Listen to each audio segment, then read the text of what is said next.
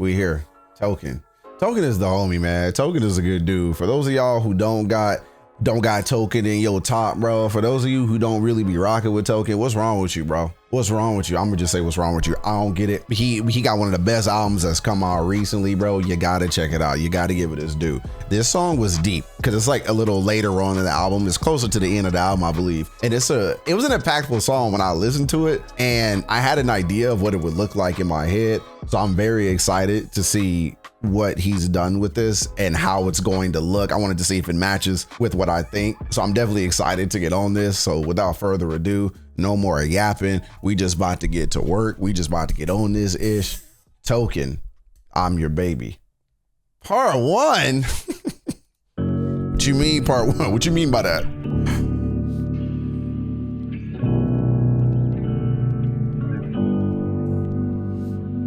Internet trolls raised me, ads raised me, Nickelodeon raised me, Dan raised me, super bad American pie, Hollywood signs, triple X search raised me, I'm your baby. Dan Snyder. Mom left my dad and never talked to a man again, just to paint a picture how the marriage went.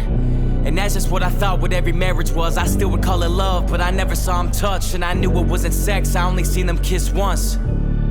But married for 20 plus, when I was young, if there was nudity in movies, mama put some anger to it. Little did she know that I wasn't a stranger to it. Internet trolls raised me, ads raised me, Nickelodeon raised me, Dan raised me, super bad American pie, Hollywood signs, triple X search raised me, I'm your baby. I was infatuated with sex when I was 6. Mom blamed it on the music, so CDs were edited. But it wasn't the CDs, the privacy intrigued me. You look when they say don't look. So I was 8 scribbling pictures of a naked body till the teacher found my notebook.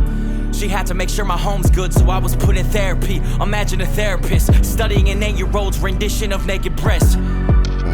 I was always questioned, especially cause I only grew up with women present. My therapist put down his pad during one session and asked if I ever thought about my mom and my sister naked.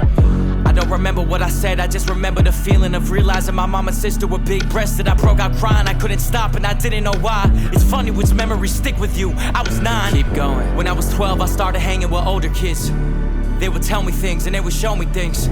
Teachers always said I had an old soul. Must have been just my soul, cause my brain didn't know a thing. A mutual friend led me to this older kid's house. We were in his basement, 2 other older kids round. When my homie left, I should've left, but I stayed there. Didn't know these kids well, but I felt safe there.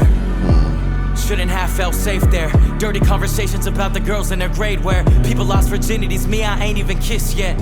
I didn't even think about getting my wet. That night I was talked into doing things I ain't wanna do.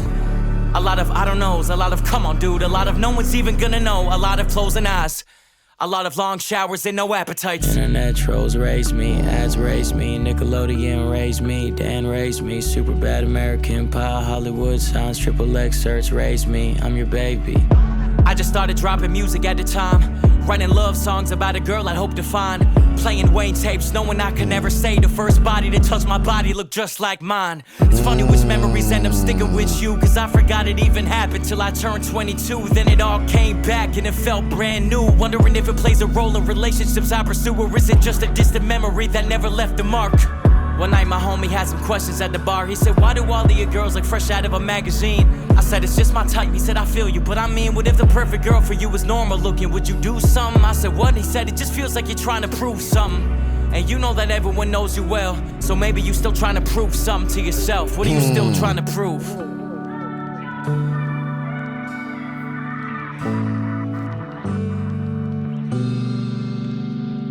Hey. Internet trolls raised me, ads raised me, Nickelodeon raised me, Dan raised me, super bad American pie, Hollywood signs, triple X search raised me, I'm your baby. That shit. Okay, I ain't gonna lie to you. Look like they're even deeper now. Yeah. I ain't gonna lie. That's one of my favorite songs on this album. That video made it even better. That video made that song even better. And I'll be honest, it wasn't what I think the video was gonna be. I don't know what direction I really thought he would take it. I like him flashing back and forth between him as a kid to him as an adult, going back to him as a kid. When I tell you, and I'm trying to figure out how vulnerable I want to be in this video, and let me match Token's vulnerability fucking for a second. This part right here, this whole, what we call it, the second verse, this whole part right here is so my life. Everybody will tell you, because like I was always a small dude, right? Like I was always a small dude. I still don't think I'm like a big dude. Now like I'm like average size, I guess. I was always a really small kid growing up, but I was funny, right? Like I was funny, I was smart, I could talk real good. I was very charismatic, even though I didn't think I was the best looking dude, but I was like very charismatic at a really young age. I was like 13 hanging out with like 16, 17-year-olds. And then when I was 16, I was hanging out with 20, 21-year-olds. That was always what I had. I always had these people who were like, hey man, Lil Brad, funny. Like they always said, Lil B, funny, bro. We want B. You know, then Malibu Most Wanted came out. Everybody started calling me B-Rad. So everybody was like, hey bro, B-Rad, come with us. And I was always just like, okay, you know, cause I didn't like hanging out with people my age. There was only a couple people that I hung out with that were really my age. I like hanging out with the older kids. I thought they were cool with their car. Thought they were cool with the women they hung out with. I wasn't even really thinking about girls like that. I just wanted to get straight A's and like make my mom and dad happy and, you know, go about my life. The amount of times I wasn't put into situations like he alluding to and like he's saying with other boys, but the amount of situations I was put in where I was like, I don't know. I don't really want to do it. Nah, that makes me uncomfortable. And then peer pressure got to me. And it's interesting because you almost want to be mad at yourself when you were a kid to be like, why did you let peer pressure bother you that much? But then you got to remember and give yourself grace. Like, one, you were a fucking child, bro, hanging out with people who should have known better than you. Both of y'all brains not developed, but theirs is developed a tiny bit more percentage than yours. So it's just interesting that we blame ourselves for the mistakes of people who were supposed to make us feel safe. And I just relate to him so much in this way, especially the Nickelodeon Raised Me, As Raised Me, Dan Raised Me, you know, like America Pie, all these things raised us. And this is maybe a stretch, and y'all can call me out and tell me this is a stretch, but it's almost the same as like what we do with kids when we stick them in front of the computer or stick them in front of their iPads or, you know, not really monitor what they're doing online. Because this is even before the internet age. Now kids get a wealth of information so fast. It's a fire hydrant. We were exposed to all this stuff. Little did we know we were being exposed to all of this content at a hose level speed. Kids today are getting it at a fire hydrant speed. And yet some parents, some adults, some older kids are still so tuned out and taking a back seat to the content and the information and the peer pressure that these kids are going through today, that we should be protecting kids more today than ever before. I think about this and I think about him as a kid and me, you know, being the dad to an 11-year-old. That's all I'll be thinking about is like, what is he consuming? What is he watching? How often is he doing it? Who are your friends you're hanging out with? What are the things y'all talk about? Because on one hand, you don't want to stunt them and stop them from being the, you know, being the man, being the woman, being the adult that they're going to be. But you have a duty and an obligation beyond being a parent that these people are going to function in society with other people, you know, to guide them straight. So that's my little soapbox to just be like, I relate to this scene and I relate to this part of the song so much.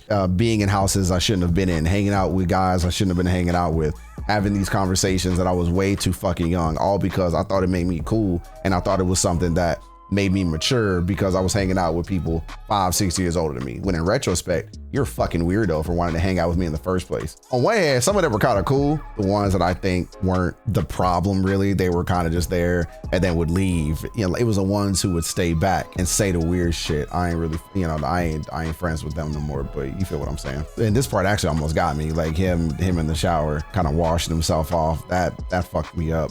Y'all watch the show Pen 15? If y'all watch that show, that's an amazing show about like adolescence and growing up. It's from a girl's perspective into womanhood, but the concept is there that a guy wouldn't be able to relate to Pen 15 in the same way as a girl would.